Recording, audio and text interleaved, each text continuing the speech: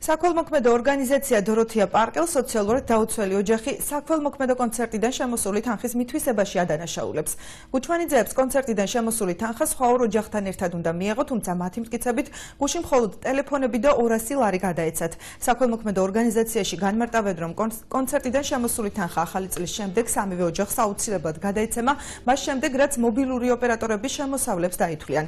4 იანვრის შემდეგ შეიტყობენ შემოსული თანხის ოდენობასაც. ჯაბა გორგაძის განმარტავებით სწორედ ეს გახდა იმის მიზეზი, რომ თანხის გაცემა გვიანდება.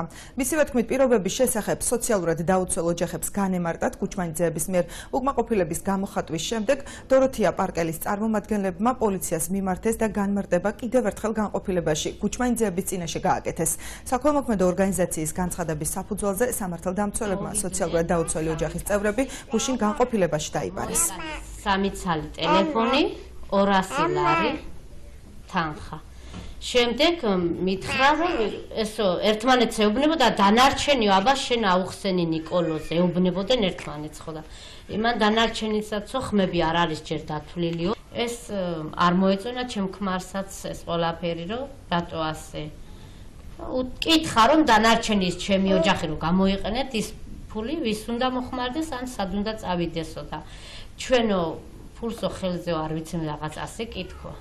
ხო და აი ამან არ დათმო. იყო ფონდის თავმჯდომარის მიერ გაკეთებული სამართალდამცველთა განცხადება იმის შესახებ, არა როგორც სამართლებრივი პასუხისმგებლობის წინა ანუ სამართალ აღზრდის, არამედ ის რომ ოჯახისთვის განმარტებული იყო ის, რომ 4 იანვრამდე სატელეფონო კომუნიკაციების ფირმები ვერ ახერხებენ შემოსული ზარების დაანგარიშებას და 4 იანვრის შემდეგ მოხდებოდა კერძოდ ამ ოჯახის და სხვა დანარჩენი ორი ოჯახების დახმარება, რაც ოჯახმა ვერ გაიგო და ანუ დაგვადანაშაულოთ აღრითობაში თითქოს ეს შემოსული თანხები ჩვენ უკვე დავითვალეთ, მივითვისეთ, ჩავიდევით ჯიბეში, რაც აბსოლუტური აბსურდია.